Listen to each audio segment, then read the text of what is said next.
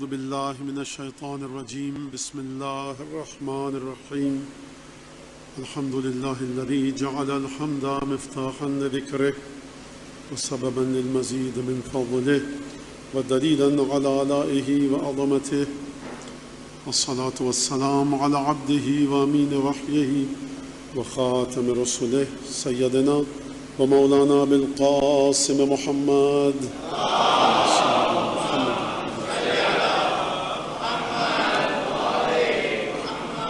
وعلى أهل بيته الطيبين الطاهرين الذين أذهب الله عنهم الرجس وطهرهم تطهيرا. اللهم صل على محمد.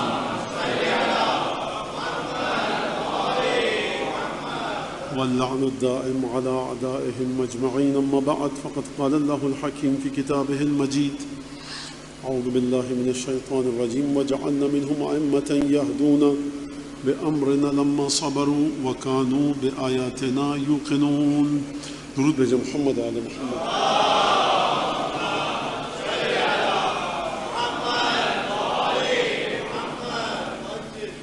پروردگار عالم سورہ سجدہ کی 24ویں آیت میں ارشاد فرما رہا ہے، وہ آیت جو میں نے آپ کے سامنے سرنامہ کلام میں پڑھی اور سرنامہ کلام میں خطبے میں تلاوت کی.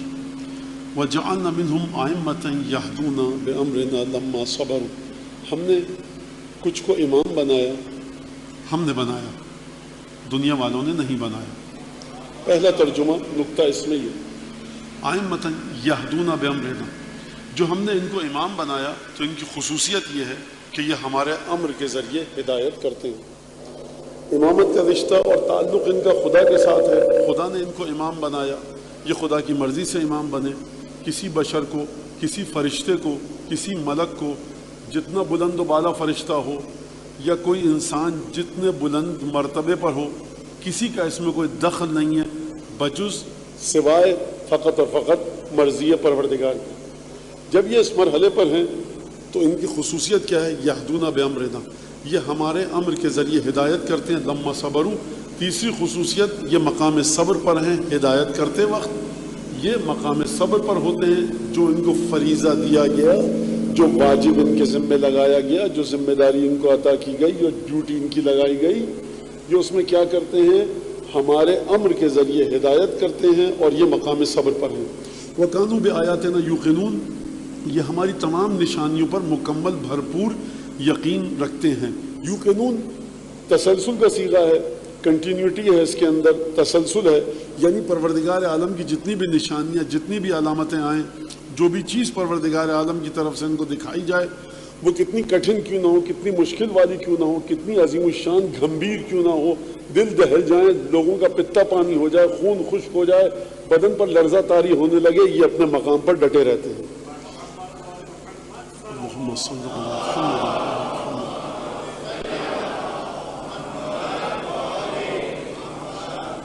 لہذا یہی وجہ ہے، شاید یہی وجہ ہو کہ مولا کائنات نے نہج البلاغہ میں ایک جملہ ارشاد فرمایا کہ المؤمن کالجبل الراسخ، مومن اس پہاڑ کی طرح ہے جو بڑی مضبوطی کے ساتھ زمین میں گڑا ہوا ہے.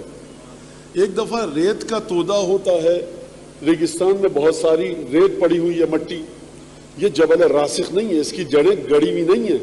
تیز ہوا چلے گی، آپ ریگستان میں نشانی رکھی، صاحب یہاں سے گئے تھے، یہ تودا ہے، یہ پہاڑی ہے ریت کی.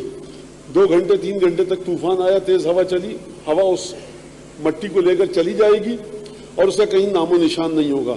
اسے جبل راسخ نہیں کہیں گے. جتنا بھی بلندی کے مرحلے پر ہو، جتنا بھی اونچا بلند مرتفع تودا ہو، ٹیلا ہو، ہوا چلے گی، یہ مسطح اور ہموار زمین میں تبدیل ہو جائے گا. لیکن مومن کے بارے میں کیا فرمایا؟ المومن کالجبل الراسخ، مومن اس پہاڑ کی طرح ہے جو بہت مضبوطی کے ساتھ گڑا ہوا ہے زمین میں. جتنی آندھیاں طوفان چلنے، درخت اپنی جگہ سے اکھڑ جائیں، آپ کے شہر کے سائن بورڈز اکھڑ جائیں، گھروں کی چھتیں اڑ جائیں، حادثات ہو جائیں، نہ جانے کیا کیا ہو جائے، لیکن پہاڑ اپنی جگہ سے نہیں ہٹے گا. فرمایا لا تحرکہ العواصف، طوفانی ہواؤں کے جتنے تیز جھکڑ چلیں، مومن کو اپنی جگہ سے ہلا نہیں سکتے. یہ جناب امیر المومنین ائمہ کے بارے میں گفتگو نہیں فرما رہے، یہ صاحبہ ایمان کے بارے میں گفتگو فرما رہے ہیں. یعنی وہ شخص کے جو مومن ہے، صاحب ایمان ہے. اور مومن کس کو کہتے ہیں؟ خدا کی آیتوں پر ایمان رکھے، خدا کے ہدایت کے تسلسل پر ایمان رکھے، مومن اسے کہتے ہیں کہ جو نبی کریم پر ایمان رکھے، نبی کریم نے جو راستہ بتایا ان پر ایمان رکھے، اور نبی کریم نے جو ہدایت کا راستہ بتایا کہ دیکھو میرے بعد ان کے پیچھے چلنا، اسے کہتے ہیں مومن۔ اب اگر آپ کی سمجھ میں نہیں آتا، آپ شک میں مبتلا ہیں، یا سوال آپ کے ذہن میں آتا ہے آخر یہ ہوا کیسے کہ شہداء کربلا اپنی جگہ پر ڈٹے رہے، ہلے نہیں؟ اگر یہ ہوا کیسے کہ اپنے مقام پر جم کر انہوں نے مقابلہ کیا، شکایت کا حرف زبان پہ نہیں لائے، مضبوطی کے ساتھ میدان جنگ میں پیروں کو گاڑ کر رہے، دل کی حالت یہ تھی کہ شک کا گزر نہیں ہے، جسم کی حالت یہ تھی کہ مسلسل تیروں کو اپنے سینے پر روک رہے ہیں، تو سرکار یہ تو ائمہ کی بات نہیں فرما رہے جناب امیر، یہ مومن کی بات کر رہے کہ مومن اس پہاڑ کی طرح جو زمین میں گڑا ہوا ہے، اور جب گڑا ہوا ہے لا تحرکہ العواصف، جتنے بھی تیز جھکڑ چلے، صفین کا ہو، جمل کا ہو، بدر کا ہو، خیبر کا ہو، خندق کا ہو، کربلا کا ہو، یہ مومن اپنی جگہ سے ہلے گا نہیں۔ کیوں؟ کیونکہ یہ مومن اس سے جڑا ہے کہ جس کا امر خدا کے امر سے جڑا ہوا ہے۔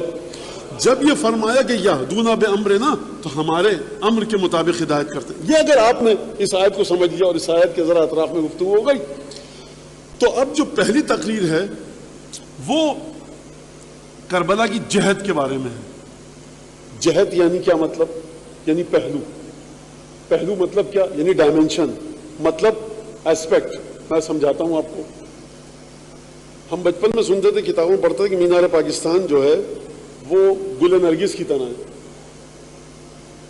اچھا، ہم نے 1000 دفعہ تصویریں دیکھی اس کی، گھما کے پھرا کے، لوگوں سے پوچھا، کوئی بتا نہیں پا رہا کہاں سے پھول لگ رہا ہے نرگس کا، نہیں لگتا تھا۔ ماڈل دیکھا اس کا چھوٹا سا، نہیں لگتا تھا۔ کسی اب یہ سوشل میڈیم کا آج کل یہ فائدہ ہو گیا کہ مولانا یہ تصویر دیکھیے، یہ ہے ایریل ویو۔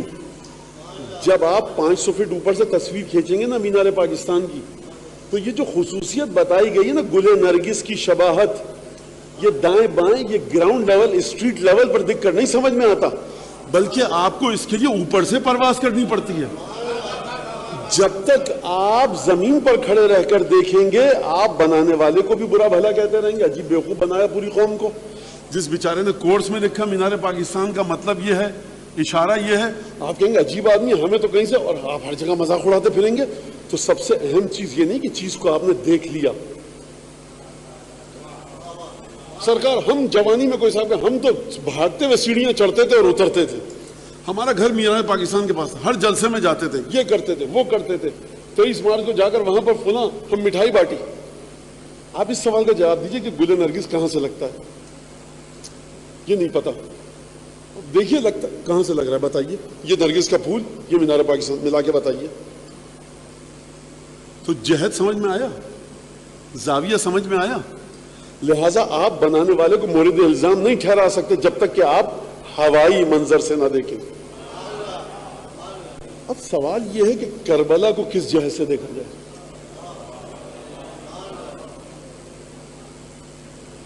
ہزاروں کتابیں لکھی گئیں۔ اب میں آپ کے سامنے ایک اعتراف کروں اپنے گناہ کا اور جرم کا اور تقصیر کا، کوتاہی کا۔ خود جب میں اس موضوع کے بعد مطالعہ کیا تو میری خود سمجھ میں نہیں آ رہا کہ میں نہج البلاغہ کی جہت سے بات کروں، حدیثوں کی جہت سے بات کروں، آیات کی جہت سے بات کروں۔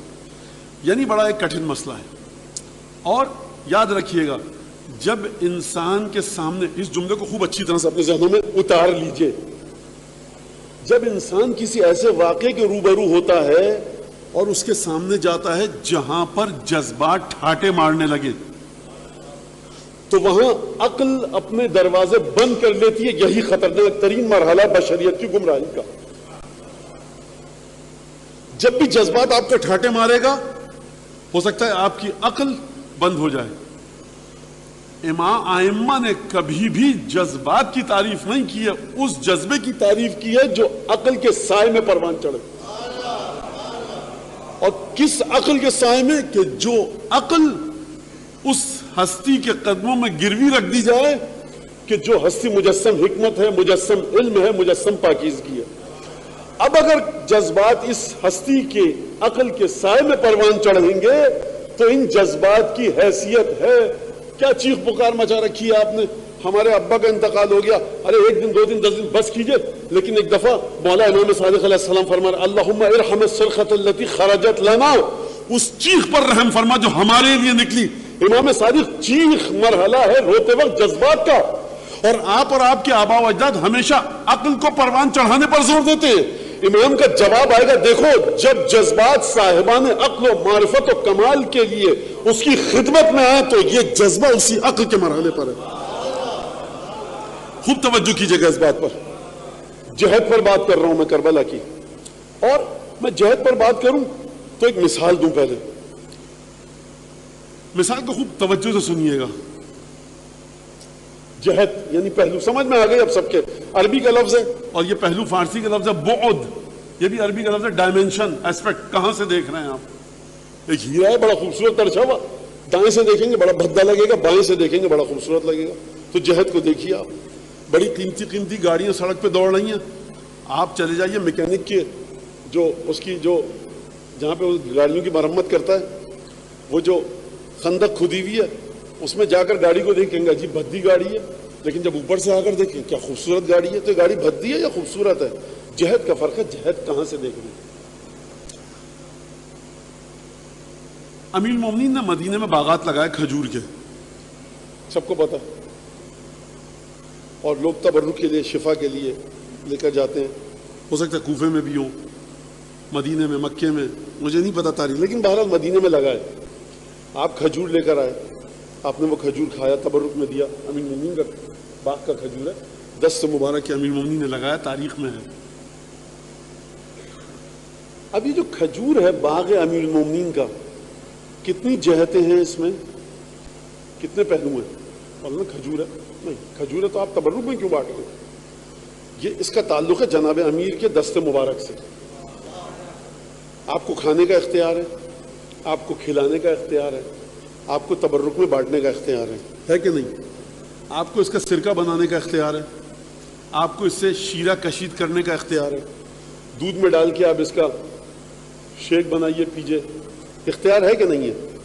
اور کوئی کہا آپ نے یہ کیا کر دیا، آپ کہیں بھائی جو بھی ہے، شیک ہے، شربت ہے، شیرہ ہے، سرکہ ہے، یہ جناب امیر کے باغ کے کھجور کا دست مبارک امیر مومنین سے ہے۔ یہ جہتیں ہیں اس کی۔ ایک دفعہ کوئی ملعون اور نامعقول انسان اس کھجور سے وہ مشروب کشید کرے کہ جو دشمنان رسول خدا پیا کرتے تھے، پھر آپ کو دے لا کر سرکار بسم اللہ جناب امیر کے باغ کا ہے، آپ کہیں گے پہلے تو آپ نے گستاخی کی، اس ہستی کے ہاتھوں کے مبارک ہاتھوں سے لگائے ہوئے کھجور کے ساتھ آپ نے یہ کام کیا، اور دیدہ دلیری آپ کی کہ آپ مجھے بھی کہہ رہے ہیں کہ پیجئے۔ تو سرکار جناب امیر کے باغ کا ہے، جہد ختم ہو گئی، اس سے آگے جانے کی اجازت نہیں ہے۔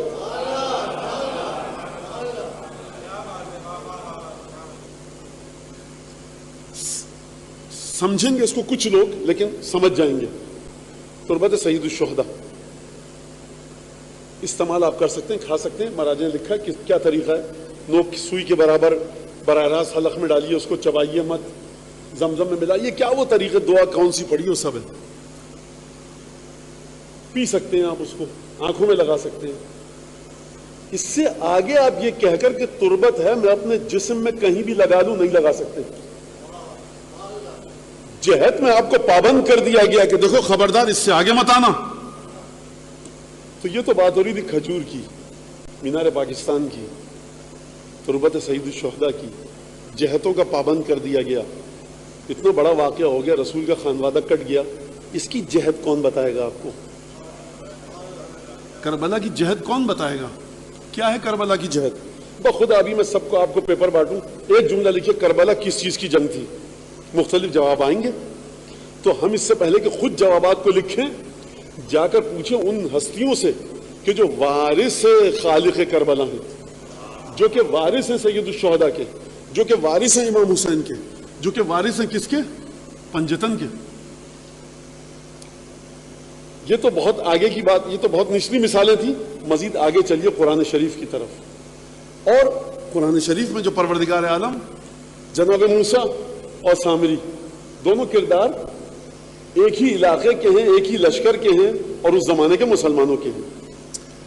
ہوا یہ کہ جب جناب جبریل، جو تفسیر طبری میں لکھا ہے، جناب جبریل آئے سواری پر، گھوڑے کی ٹاپوں کے نشان آئے، زمین کو دیکھا، اس مٹی کو دیکھا، بول رہی ہے.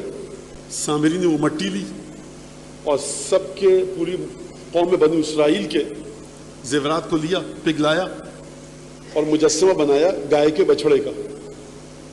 اخرج لہم جسدا عجلا لہ خوار، کہ اخرج لہم عجلا جسدا لہ خوار، گائے کا ایک بچھڑا سونے چاندی کے پگھلا کر بنا لیا اور اس مٹی کو مارا. جو مفسرین نے لکھا ہے تو وہ گائے کا بچھڑا جو مجسمہ تھا وہ گائے کی آواز نکالنے لگا. خوار یعنی گائے کی، بیل کی آوازیں، ڈنکارنے کی آواز. ھذا الہکم و الہ موسیٰ، یہ تمہارا بھی رب ہے، موسیٰ کا بھی رب ہے، پوجا کرو اس کی. یہ واقعہ ہوا. موسیٰ، جناب موسیٰ کہاں پر تھے؟ کوہ طور پر عبادت کے لیے گئے ہوئے تھے. خدا نے خبر دی، قد فتنا قومک وزدناہم السامری. موسیٰ، ابھی میرے الفاظ بھی ملا رہا ہوں بچوں کو سمجھانے کے لیے. موسیٰ یہاں کیا کر رہے ہو؟ ہم نے امتحان میں مبتلا کیا تمہاری قوم کو، گمراہ کیا سامری نے. باریک آیت ہے، توجہ کے ساتھ سنیے گا، بہت ہی حساس آیت ہے. یہ جناب جبرائیل کے سم میں یہ طاقت دی کس نے کہ وہ بولنے لگے؟ خدا نے. یہ مٹی جب جناب موسیٰ آئے تو اس آیت میں نقطے کو آپ سمجھیے گا. فتننا، قد فتننا قومک، موسیٰ ہم نے تمہاری قوم کو امتحان میں ڈالا، گمراہ کیا سامری نے. پروردگار گمراہی کی نسبت اپنی طرف نہیں دے رہا، اگرچہ جبرائیل کے سموں میں طاقت خدا نے ڈالی تھی کہ یہ بولنے لگے، لیکن جہد کو تم نے غلط استعمال کیا. ہم نے اس جہد کی خاطر جبرائیل کو نہیں بھیجا تھا.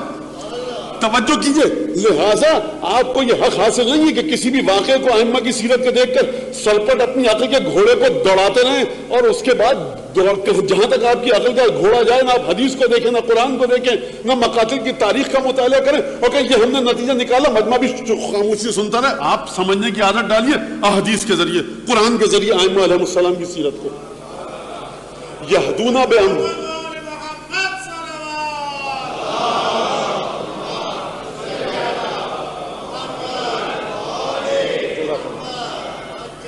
لہذا جہد کو سامنے رکھیے. جناب موسیٰ آئے، خوبصورت آیت ہے بڑی. قضا و قدر، جبر و اختیار سب اس آیت میں چھپا دیا پروردگار عالم نے. دیکھو مبتلا کیا تھا ہم نے امتحان میں، گمراہ کیا سامری نے. پروردگار امتحان تو نے گمراہ کیا؟ نہیں، گمراہ ہم نے نہیں کیا. اس جہد کو، اس پہلو کو، اس ڈائمنشن کو کہ جہاں تک ہم نے جانے کا حکم نہیں دیا تھا، سامری نے اس لائن کو، اس خط کو پامال کر کے آگے بڑھا. ہمارا قصور تھوڑی ہے.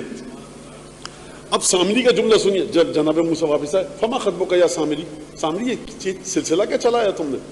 یہ کیا حرکت؟ پوری بنی اسرائیل کو گمراہ کر دیا. کچھ دیر کے لیے ہم پہاڑی پہ گئے تھے 40 دن کے لیے، آئے تو یہ ہو گیا اور تم کہہ رہے ہو کہ تمہارا خدا ہے. اچھا، بنو اسرائیل بھی اتنے ذہین کہ دریا نیل سے عبور کرتے ہوئے دیکھ چکے ہیں اور جیسی بچڑ دیکھ رہے ہیں کہ سامری نے بنایا ہے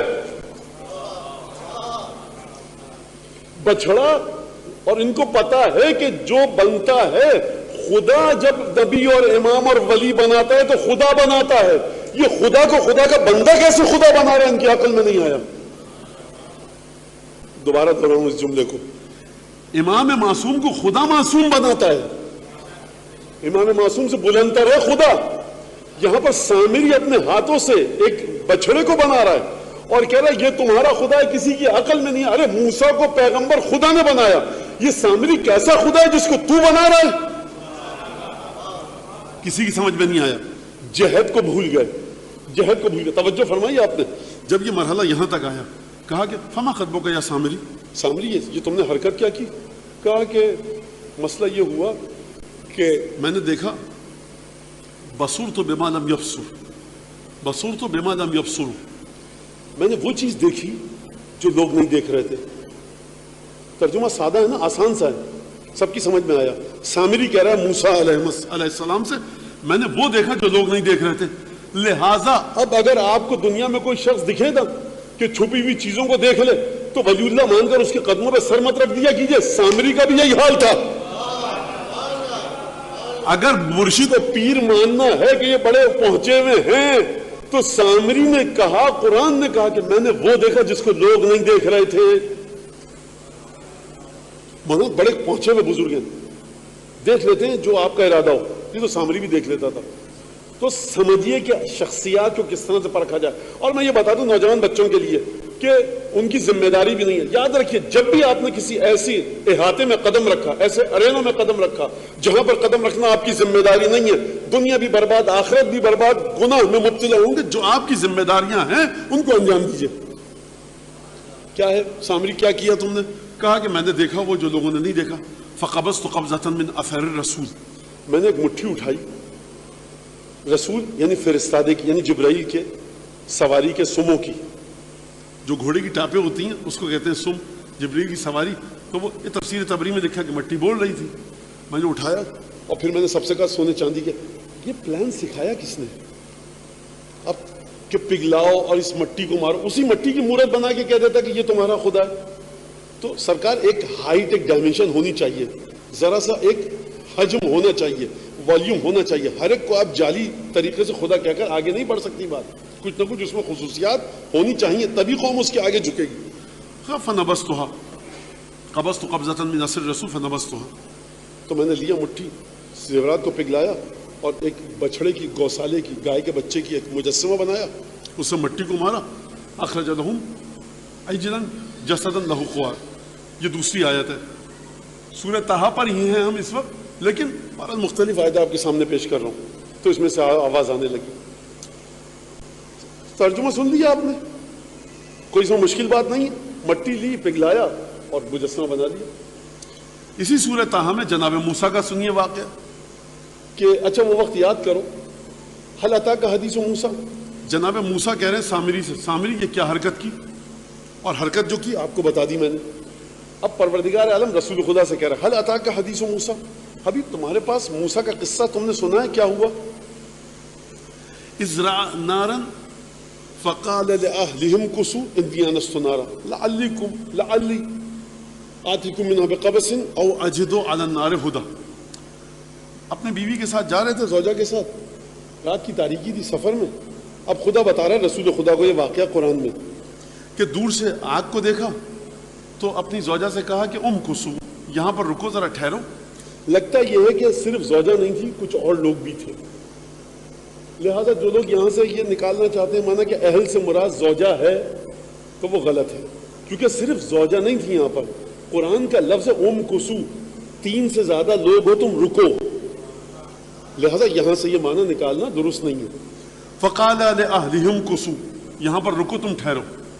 لعلی آتیکم منها بقبس, ہو سکتا ہے تھوڑی سی آگ لے آؤں.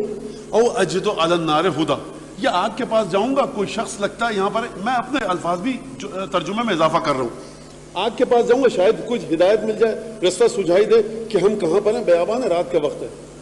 فلما اتاها نودیا, جب موسیٰ آگ کے پاس آئے تو آگ میں سے آواز آئی, دیکھو موسیٰ انی انا ربک فاخلع نعلیک انک بالوادی المقدس طویٰ. موسیٰ میں تمہارا پروردگار ہوں, نالین اتار دو, تم طویٰ کی مقدس وادی میں ہو. خوب توجہ کیجیے گا. جب یہاں پر یہ بات آئی, اب اگلی آیت چلیے, اننی انا اللہ لا الہ الا انا فاعبدنی. موسیٰ میں تمہارا اللہ ہوں, کوئی معبود نہیں سوائے میرے, میری عبادت کرو. آواز آ کہاں سے رہی ہے؟ آگ میں سے. موسیٰ کو چاہیے تھا ہمیشہ آگ کی پرستش کرتے رہتے. جہد کو دیکھا. اب آپ دوبارہ چلیے سامری والی آیت کی طرف. آگ نے یہ جبرائیل کے سموں کی جو مٹی تھی, اس نے یہ نہیں کہا میں تمہارا خدا ہوں. یہ سامری کی شیطانت تھی, یہ سامری کی شرارت تھی, کیونکہ جہد کو پامال کیا. جب جناب موسیٰ نے کہا یہ کیا حرکت کی, کہا کہ سولت لی کذالک سولت لی نفسی, میرے نفس نے مجھے ابھارا اور گمراہ کیا. یعنی گمراہ کرنے کی وجہ سے اس نے وہ کام کیا جو کرنے کا حق نہیں تھا. اور یہاں پر موسیٰ کے سامنے جہد واضح ہے, پہلو روشن ہے, قصہ پورا واضح ہے کہ خدا آگ نہیں ہو سکتا, خدا جسم نہیں ہو سکتا. وہاں پر آگ میں سے آواز آ رہی ہے کہ میں تمہارا رب ہوں, آگ میں سے آواز آ رہی ہے کہ میری پوجا کرو, آگ میں سے آواز آئی کہ میری پرستش کرو. موسیٰ نے آگ کو سجدہ نہیں کیا, جہد واضح تھی. سامری نے قوم موسیٰ کو گمراہ کر دیا. کیوں گمراہ کیا؟ سامری کے لیے جہد واضح تھی, قوم جناب موسیٰ کو بے وقوف بنایا, نادانی کی طرف لے کر چلا گیا. لہذا جہد کا سمجھنا بڑا اہم ہے.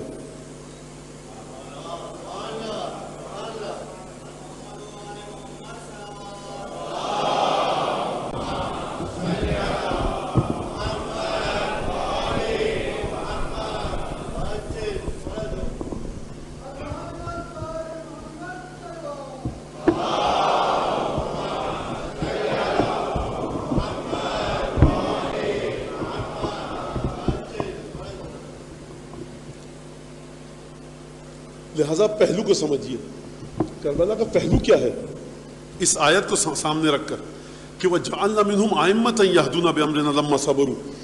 کربلا نام ہے صبر سید الشہداء کی معراج کا۔ آپ کہیں گے کیسے؟ میں بچوں کے لیے بتاؤں، ہاتھ اٹھ جاتے بد دعا کے لیے تو تہس نہس ہو جاتی تمام چیزیں، لیکن سید الشہداء نے بد دعا نہیں کی اور یہ صبر کیا۔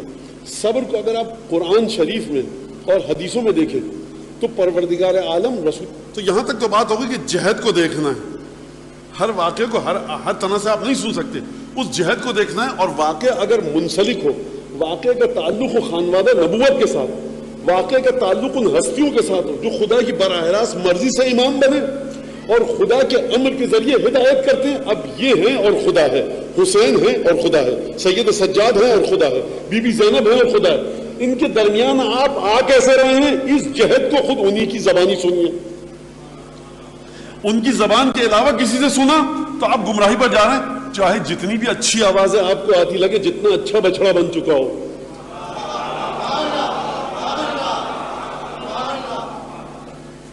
لہذا یہاں تک اگر آپ آ گئے بات کو سمجھنے کے لیے تو پروردگار عالم کیا فرمایا؟ ہمارے امر سے ہدایت کرتے ہیں۔ اب چلیے صبر کو سنیے ذرا، رسول خدا صلی اللہ علیہ وآلہ وسلم کے بارے میں پروردگار عالم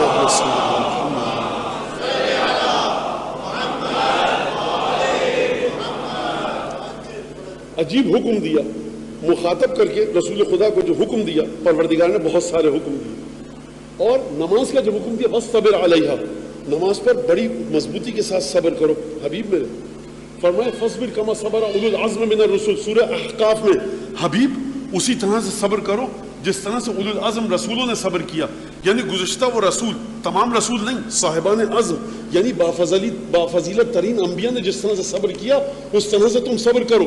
اب رسول خدا کا تعارف نامہ رسالت کے ہونے کے ساتھ ساتھ سراج منیر ہیں، شاہد ہیں، بشیر ہیں، نذیر ہیں، رحمت للعالمین ہے، تمام کی تمام چیزیں۔ خدا جو حکم دے رہا ہے حبیب فاصبر کما صبر اولو العزم من الرسول، حبیب صبر کرو اس طرح سے جس طرح سے اولو العزم رسولوں نے صبر کیا۔ تو اب نبی کریم کا تعارف نامہ اور دیباچہ بن گیا صبر۔ صبر کی خصوصیت کیا بتائی مولانا نے حدیث میں؟ الصبر من الایمان کالرأس من الجسد، صبر کا ایمان سے رشتہ اس طرح کا ہے کہ جس طرح سے جسم کا سر کے ساتھ، سر کو کاٹ دیجئے جسم مردہ ہو چکا ہوگا، ہے تو جسم، وزن بھی موجود ہے، جگہ کو بھی گھیر رہا ہے، ویٹ بھی ہے، خصوصیات موجود ہیں، یہ فلانے صاحب کا جسم ہے، وہی ڈی این اے ہے، وہی فنگر پرنٹس ہے، سر کٹا جسم ختم ہو گیا کیونکہ دماغ چلا گیا۔ اب آپ دیکھیے کہ الصبر من الایمان کالرأس من الجسد، صبر اور ایمان کا تعلق ایسا ہے کہ جیسے سر کا اور جسد کا۔ تو اب رسول خدا کو پروردگارہ فرما رہا ہے کہ صبر کرو۔ پھر قرآن مجید نے کیا فرمایا؟ انما یوفی الصابرون اجرہم بغیر حساب، کہ جو صابرین ہیں ان کو قیامت میں بغیر حساب کے اجر ملے گا پورا پورا۔ تو آپ نے توجہ کی کہ صبر کا مرحلہ کیا ہے اور رسول خدا کے ساتھ تعلق کیا ہے حسین ابن علی کا؟ تعلق یہ ہے کہ حسین منی وانا من الحسین، مباہلے کے موقع پر فرمایا انہم منی وانا منہم۔ اگر رسول خدا کا تعارف یہ ہے کہ رحمت للعالمین ہیں اور حسین رسول کی حقیقت کا ہی حصہ ہیں، تو حسین ابن علی رسول کے جانے کے بعد کائنات کے لیے رحمت تھے کیونکہ رسول سے ورثے میں یہ چیز ملی۔ اگر رسول خدا گواہ ہیں، شاہد ہیں، مبشر ہیں، بشیر ہیں، نذیر ہیں، رسول خدا کے ساتھ حسین ابن علی بھی اسی طرح سے ہیں۔ اس حدیث کے مطابق اگر رسول خدا سے پروردگار فرما رہا ہے فاصبر کما صبر اولو العزم من الرسول، اور رسول خدا کی خاصیت یہ کہ صبر کرو صاحبان اولو العزم کی طرح، تو اب اگر حسین ابن علی السلام علیہ وارث آدم صفت اللہ ہیں، اگر حسین ابن علی السلام علیہ وارث محمد حبیب اللہ ہیں، تو پھر حسین ابن علی کو بھی اسی طرح سے صبر کرنا ہے کہ جس طرح سے پروردگار عالم نے حکم دیا۔ اور دوسری خصوصیت یہ کہ یہدون بامرنا، حسین ابن علی کسی کتاب کو پڑھ کے نہیں چل رہے، حسین ابن علی کسی سے مشورہ نہیں لے رہے، حسین ابن علی مکے اور مدینہ کے کسی امام سے استخارہ نہیں دکھوائیں گے کیونکہ براہ راست امر الہی سے متصل ہیں۔ آپ آئیے حسین کی چوکھٹ پہ چہرے کو اور باتوں کو جھکائیے۔ لہٰذا اب آپ کو کربلا میں جا کر جو ڈھونڈنا پڑے گا، کربلا میں سخاوت حسین ابن علی دکھتی ہے، کربلا میں شجاعت دکھتی ہے، کربلا میں فصاحت و بلاغت دکھتی ہے، کربلا میں غیرت و حمیت دکھتی ہے، کربلا میں ترحم حسین کا دکھتا ہے، ہر کے لشکر کو پانی پلایا، رحمت رسول خدا کو دکھایا، اور جنگ جس طرح سے شجاعت کے ساتھ بابا علی مرتضیٰ کی شجاعت کو دکھایا، جس طرح سے خطبے دیے فصاحت و بلاغت کو دکھایا، کچھ اور ایسے اقدامات کیے جس کے ذریعے غیرت حسین ابن علی ہمارے سامنے آتی ہے، کس طرح سے تمام کی تمام چیزیں. لیکن دیباچہ کیا ہے سربر کربلا کا؟ کربلا کا دیباچہ ہے صبر حسین.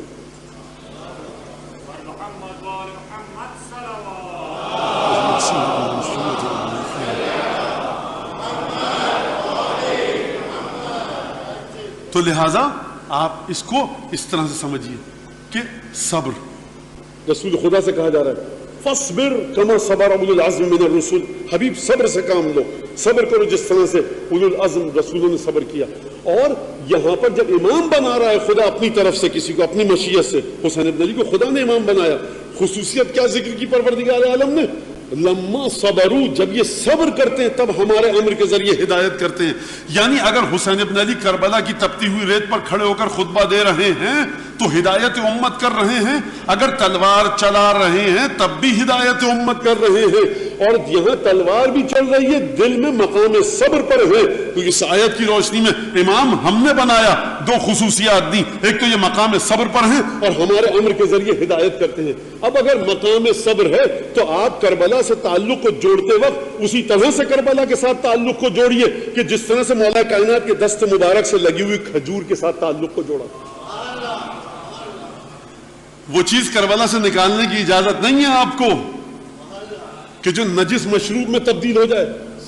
بچے نے نجس کیا اپنے ہاتھ کو، بچے کا ہاتھ نجس ہے، آپ مکے سے آئے، آپ نے مولانا جگ بھر کے لائے، مولانا جی بھر کے آب زمزم پیجئے، درود پڑھتے رہیے، آب زمزم پیتے رہیے، بسم اللہ سبحان اللہ. بچہ آیا چھوٹا، اس کا ہاتھ نجس تھا، اس نے زمزم کے اندر ہاتھ ڈال دیا. سرکار لے جائیے اس کو کیاری وغیرہ میں ڈال دیجئے، گٹر میں مت ڈالیے گا، ایسی جگہ پر ڈالیے پرندے وغیرہ پی لیں یا تبرک کا اس کے تقدس کا خیال رکھتے ہوئے. کیا ہو گیا؟ بچہ آیا تھا، اس نے نجس ہاتھ ڈال دیا، نجس ہو گیا. سرکار زمزم ہے پی لیجئے. اور میں کہوں جس امام نے زمزم پینے کا حکم دیا اس نے کہا جب نجس ہو جائے تو مت پینا. لہذا آپ جتنی بھی نظریہ میرے منہ سے جو آپ باتیں سن رہے ہیں، ایک ایک زیارت پڑھیں آپ جا کر مولا حسین کی، مولا حسین کی زیارتوں کو پڑھیں توجہ کے ساتھ. اور پینسل کی نوک کو چھیلیں. بچوں سے کہتا ہوں ہر حرف پہ انگلی رکھیں نہیں، پینسل کی نوک رکھیں اور پھر اس حرف کا معنی کے پیچھے جائیں. ارے سرکار آم خریدنے جاتے ہیں آپ جون جولائی کے اندر 5 دفعہ سونگتے ہیں، 25 دفعہ دباتے ہیں، اور آپ کو عقائد کے بارے میں جو بھی بات کہتا ہے آپ سن لیتے ہیں. کیا سلسلہ ہے یہ؟ سمجھیے، دیکھیے مفاتیح الجنان آپ کے گھر میں مقاتل کا ترجمہ ہو چکا ہے کس طرح سے. لہٰذا اب آپ نے توجہ کی کہ صبر کا مقام ہے یہاں پر.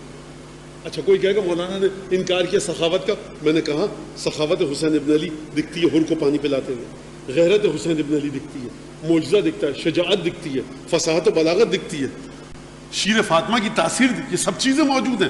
لیکن کربلا میں جو دیباچہ ہے، یعنی جو بنیادی تعارف نامہ ہے کربلا کا، وہ ہے صبر. یہ تو ہمیں سمجھانے کے لیے ہے صبر کا لفظ جو میں نے آپ سے کہا. اس سے بڑھ کر آگے ایک بات ہے، وہ کیا ہے؟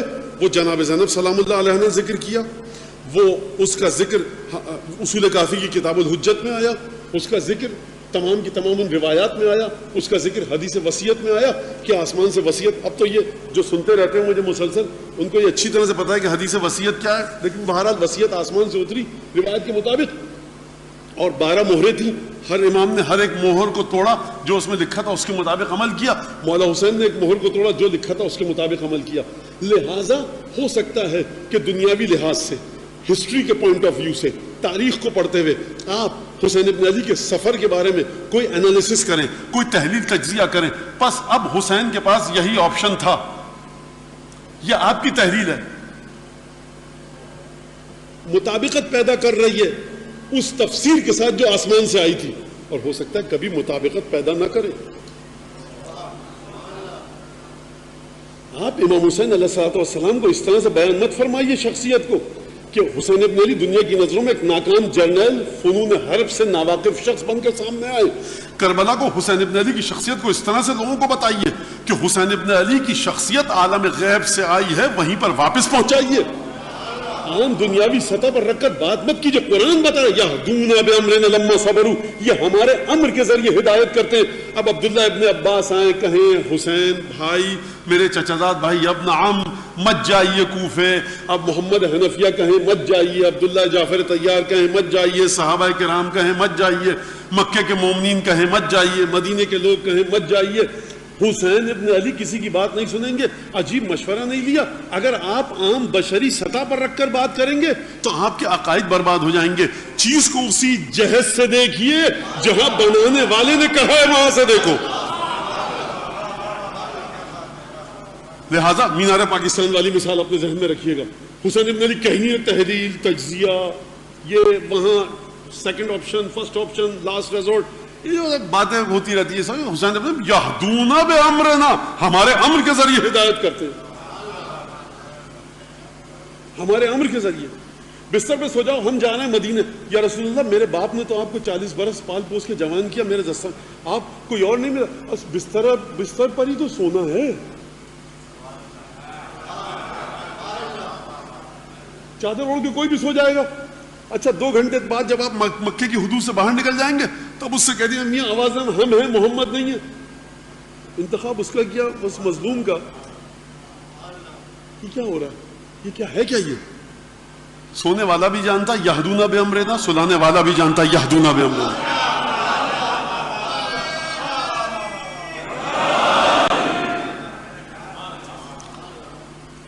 تو آپ نے توجہ کی، یہدون بامرنا ہے یہاں پر، اور امامت کے قافلے کے ساتھ چلنے کا مطلب تعبد ہے۔ کسی بی بی کا آپ کو جملہ ملتا ہے کہ بھیا حسین کو بلاؤ تو صحیح، عباس، علی اکبر، فضہ، جا کر بھیا کو بلاؤ۔ بھیا کیا کر دیا آپ نے؟ 1000 آدمیوں کے لشکر کو پانی پلا دیا، ہم خود کہاں سے پئیں گے؟ آپ کو اندازہ نہیں ہے یہ صحرا ہے؟ کبھی آپ نے جملہ سنا دشمنوں نے مقتل لکھے ہیں جو بنو امیہ کی طرف سے لکھنے پر، کبھی سنا 3 سال کی بچی کا، 4 سال کی یتیم بچی کا کوئی جملہ سنا لکھا کسی نے؟ حسین ابن علی تو امام معصوم ہے۔ ابو الفضل عباس نے سوال کیا کبھی، بھیا ارادہ کیا ہے؟ جنگ ہوگی، تلواریں اتنی ہیں، لڑنے والے اتنے، رک جائیے رستہ، کچھ کبھی سنا کسی نے؟ کیوں نہیں سنا؟ ان کو پتا ہے کہ ہماری جگہ ہی نہیں ہے۔ حسین ابن علی یعنی امر الہی، حسین یعنی نہ کہ امر الہی کا پابند، حسین یعنی امر الہی۔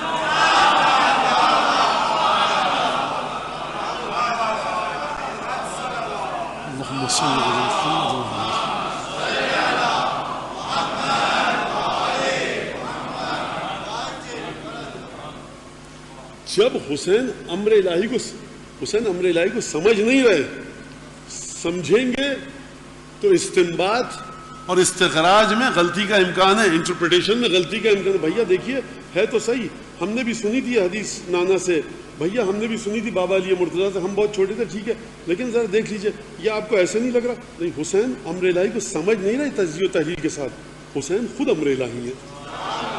اس کو اس طرح سے سمجھیے بات کو، جب جا رہے ہیں تو پھر اب کہیں پر کوئی، لہٰذا امر الہی آپ کو حق نہیں ہے۔ اب آپ کو اسٹریٹ لیول پر، گراؤنڈ لیول پر کھڑے ہو کر مینار پاکستان کو دیکھنے کا حق نہیں ہے۔ ہیلی کاپٹر میں بیٹھیے اور اوپر جائیے، یا وہ جو پر لگے ہوتے ہیں جس میں کیمرہ اڑ رہا ہوتا ہے اس سے دیکھیے، اب نیچے کھڑے ہو کے دیکھنے کا حق نظر ہی نہیں آئے گا۔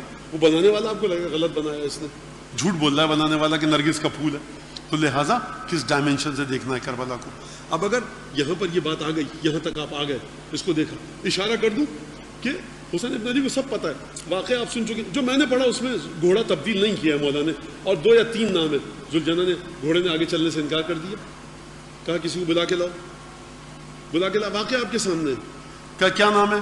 3 نام بتائے، غازریہ، نینوا، طف، اور چوتھا نام کربلا۔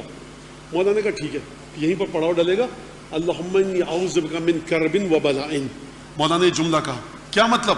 کربلا کی جانب جب چلے تھے نا تو حسین ابن علی نے یہ نہیں فرمایا تھا دیکھو 4 آپشن ہیں بیٹھ کر، پیپر پہ ہمارے پاس یہ آپشن ہے، نہیں، فرمایا ان علی مصرا خیر علی، ہمارے کٹ کر کر گرنے کی ایک جگہ ہے، اس کا اختیار کر لیا گیا ہے۔ کیا مطلب؟ کیا مطلب اس کا؟ اس کا مطلب ہے کہ میری آپ کی تحلیل نہیں چلے گی۔ ان علی مصرا خیر علی، خیر علی یعنی مجھے سونپا گیا ہے۔ کہاں سے سونپا گیا ہے؟ یا نانا نے سونپا ہے، یا بابا نے سونپا ہے، یا خدا نے۔ اب اگر آپ نے نانا، بابا اور خدا، پروردگار عالم، رسول اللہ، امیر المومنین، یہ 3 چیزیں اپنے ذہن میں رکھیے گا۔ یہاں تک بات آ گئی، اب کربلا جب یہ قافلہ چلا ہے تو اب میں جہد کی بات کر رہا ہوں. اچھا میں نے ہمیشہ مجلس میں کہا ہے فضائل پڑھتے کسی کو گریا کرنے کا دل چاہ رہا ہے, فرش اعضاء ہے یہ, زیادہ کوئی اس کے اندر تکلف تعارف سے کام مت لیجیے. ابھی مصائب نہیں ہے فضا, رونے کا فرش اعضاء یعنی گریا یعنی آنسو. تو کوئی ارے آپ فضائل میں رونے لگے, بھائی کیا مطلب فضا, اس کا دل چاہ رہا ہے فرش اعضاء ہے, جناب سیدہ کا مہمان ہے, جب دل چاہے گا پرسا دے گا ان کے بیٹے کا ان کو. تو یہ سب باتیں مت کی کہ آپ مولانا معذرت فضائل تھے مصائب تھے, یہ سب کچھ ہماری بنائی ہوئی چیزیں ہیں, ٹھیک ہے. تو جب یہ قافلہ چلا ہے اور پھر اس کے بعد جب یہ قافلہ چلا اور جب جو مقتل کے اندر ہمیں جملہ ملتا ہے کہ جب امام سجاد علیہ الصلوۃ والسلام نے یہ تمام مناظر دیکھے اور ان کے چہرے پر غم کے آثار آئے. خوب توجہ کیجیے گا, بہت حساس اور بہت آسان منزل فکر ہے. امام سجاد تو جب ناقے پہ بٹھایا تب سے ہی غم کے آثار ہوں گے. یہ غم کے آثار وہ تھے کہ جہاں پر جناب زینب کو مداخلت کرنی پڑی. فَتَبَيَّنَتْ لِي عَمَّتِي زینب, مقتل کے الفاظ ہے, جب میرے چہرے پر غم کے آثار اتنے شدید آئے کہ میری پھوپھی نے ایک دفعہ میرے چہرے کو دیکھا, اور اب یہ حق ہے بی بی کا کہ میں ادا کروں یہاں پر. یہ خاتون جو فاطمہ کی دختر ناقے پہ بیٹھی ہے, زمین پہ کس کے لاشیں پڑے ہیں؟ اس کے بھتیجے بھانجوں اور بھائیوں کے. لیکن قربان جائیں معرفت امام کے کہ مقتل کی طرف نہیں دیکھ رہی, سید سجاد کے چہرے کی طرف دیکھ رہی ہیں. سمجھیے بی بی زینب سلام اللہ علیہ, کوئی ایسا یقین نہیں کر سکتا انسان کہ ایسی کوئی خاتون ہو بھی سکتی ہے کہ نہیں. کیسے لکھ دیا تاریخ. فتبینت, میری پھوپھی نے دیکھا, کہا کہ ما لی اراک تجود بنفسک یا بقیت جدی و ابی و اخوتی. خوب توجہ کیجیے گا, پھوپھی ہیں, یہ بھتیجا ہے اور امام وقت بھی ہے. تو یہ کہنا چاہیے تھا بیٹا میں تمہیں یہ تمہارے چہرے پر کرب کے آثار کیوں دیکھ رہی ہوں, تم یہ کیوں تڑپ رہے ہو, یہ جانکنی کا عالم کیوں ہے, یہ سکرات اور احتضار کا سا عالم کیوں ہے بیٹا سجاد میرے بھتیجے. نہیں کہا. یہ کہتی یا حجت اللہ, اے امام وقت, یہ کیا دیکھے, نہیں کہا. وہ جملے استعمال کیے جو ہم کو آپ کو کربلا سمجھا گئی. مالی آرا کا تجود بنفسک یا بقیت جدی و ابی و اخوتی, اے میرے نانا, میرے بابا اور میرے دونوں بھائیوں کی یادگار. کیا مطلب ہے اس کا؟ یعنی یہدونا بامرنا, میرا نانا یہدونا بامرنا تھا, امر الہی سے ہدایت کرتا تھا. میرے دونوں بھائی امر الہی کے تحت ہدایت کرتے تھے, میرے بابا امر الہی کے تحت ہدایت کرتے تھے, تم ان کی یادگار ہو. یعنی امامت کا تعارف بیوی نے ناقے پر بیٹھ کر قتل گاہ میں کروا دیا. بہت مشکل جملہ ہے جب وہ لاشیں بکھرے ہوئے ہو نا, اور اس کے بعد یہ کہنا یہ ہر ایک کے بس کی بات نہیں ہے. یہ علی ابن مرتضیٰ کی گود کی پالی ہو یا فاطمہ کے شیر کی تاثیر ہو, باقی کوئی کہاں آ سکتا ہے اس مرحلے میں. وہ لقب یاد رکھا ہوا, یا بقیہ تھا جدی وابی و اخوتی. کتنا سخت کٹھن جملہ ہے جناب زینب کا. پھر فرمایا ان فواللہ, خدا کی قسم, ان ھذا لعہد من اللہ الی ابیک و جدک. بیٹا سید سجاد خدا کی قسم, یہ وہ وعدہ ہے, عہد الہی ہے جو خدا نے تمہارے نانا رسول اللہ اور تمہارے دادا اور بابا علی مرتضیٰ اور حسین ابن علی سے لیا. کیا سید سجاد کو نہیں پتا یہ عہد ہے کہ نہیں ہے؟ نہیں. جملہ اتنا, مرحلہ اتنا کٹھن ہے. سمجھیے کہ جب آپ کے اوپر گریے کی کیفیت طاری ہوتی ہے نا مولا حسین کا مصائب سن کے, تو آپ سمجھیے سید سجاد کس مرحلے پر ہیں گریے کے. جناب سید سجاد کو علم ہے کہ یہ میرے نانا, میرے بابا حسین سے یہ عہد لیا گیا ہے. بی بی زینب کے بتانے کی ضرورت نہیں ہے. نہیں, مرحلہ اتنا کٹھن تھا. اگر جناب زینب رسول اللہ, علی مرتضیٰ اور مولا حسین کے ناموں کو نہیں لیتی تو نزدیک تھا, خود سید سجاد نے فرمایا کہ نزدیک تھا کہ میری روح میرے بدن سے نکل جاتی جب میں نے اپنے چچاؤں کے, باپ کے, بھائیوں کے لاشیں دیکھی.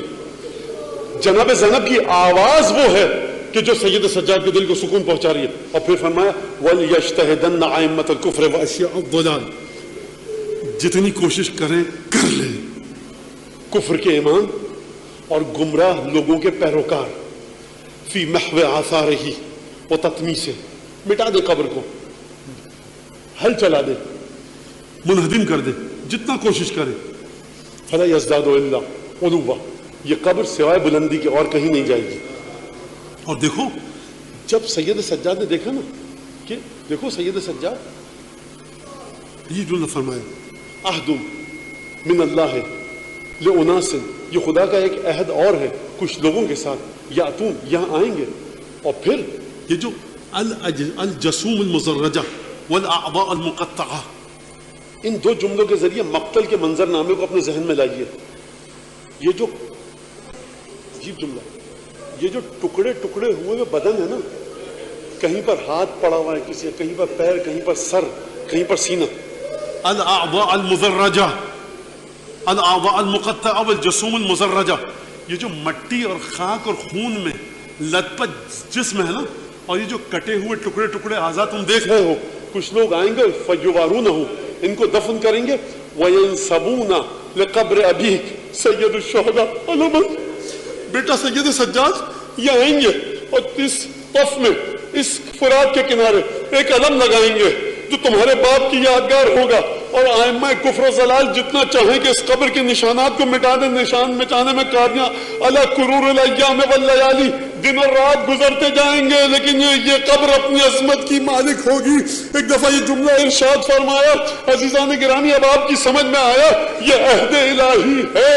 اس عہد الہی کے ساتھ آپ کو جڑنا کس طرح سے ہے، کس طرح سے جڑنا ہے. چھٹے امام نے فرمایا اللہم ارحم الصرخۃ التي خرجت لنا، اس واقعے کے ساتھ جڑو. جب بھی واقعے کا ذکر آئے، گریہ کرنے کا دل چاہے، چیخ اگر نکلے، پریشان مت ہونا. تمہارا چھٹا امام فرما رہا ہے خدایا ہمارے جد حسین کے غم میں جو چیخ حلق سے نکلتی ہے اس پر رحمت نازل فرما. اللہم ارحم وجوہا تغیرت من جد الحسین. پروردگار گئے نا 10 محرم کے جلوس میں گئے، مجلس میں گئے، تماچے مارے، نجف سے کربلا گئے مولا کی خاطر، حرم کے باہر کھڑے ہوئے تھے، سردی کا موسم تھا، چہرے کا رنگ بدل گیا، کیا کریں؟ ارے ہاں مولانا دھوپ تھی.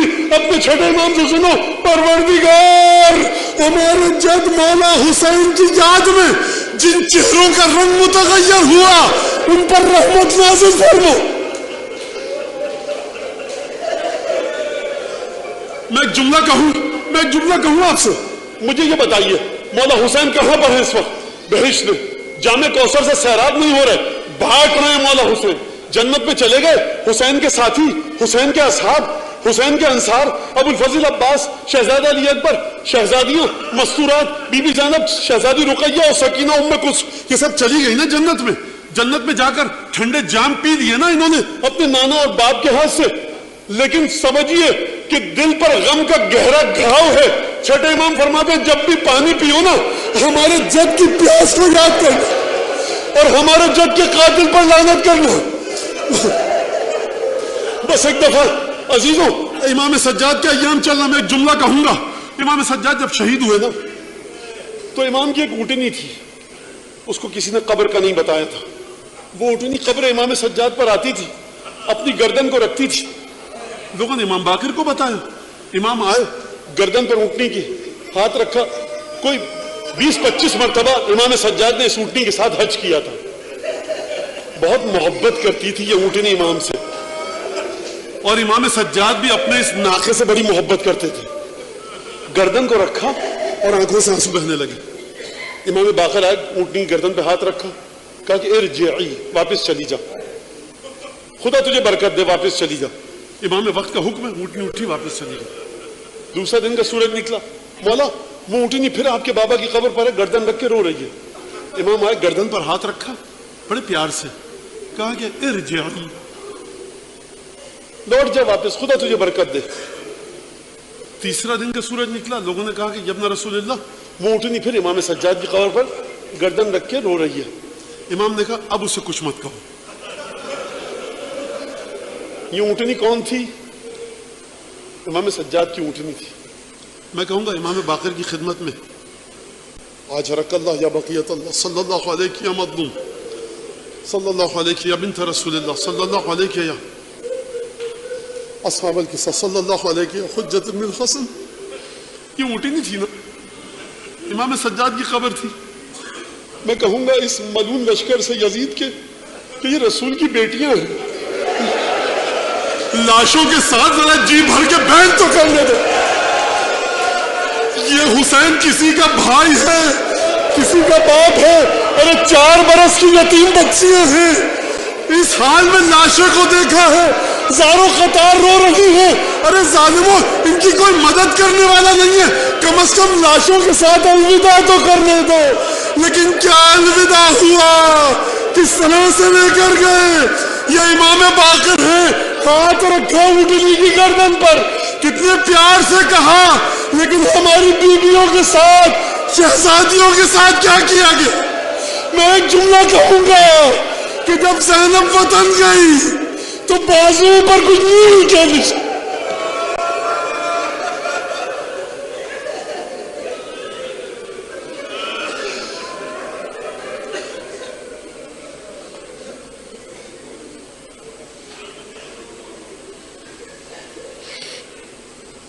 اللهم كن لوليك الحجة ابن الحسن صلواتك عليه وعلى آبائه في هذه الساعة وفي كل ساعة وليا وحافظا وقائدا وناصرا ودليلا وعينا حتى تسكنه أرضك طوعا وتمتعه فيها طويلا. اللهم بحق محمد وآل محمد عليك صل على محمد وآل محمد وعجل فرجهم واهلك عدوهم من الجن والإنس من الأولين والآخرين واكفنا ما همنا وارزقنا العافية ووسع رزاقنا وطول أعمارنا مع الصحة والسلامة في الجسم والروح.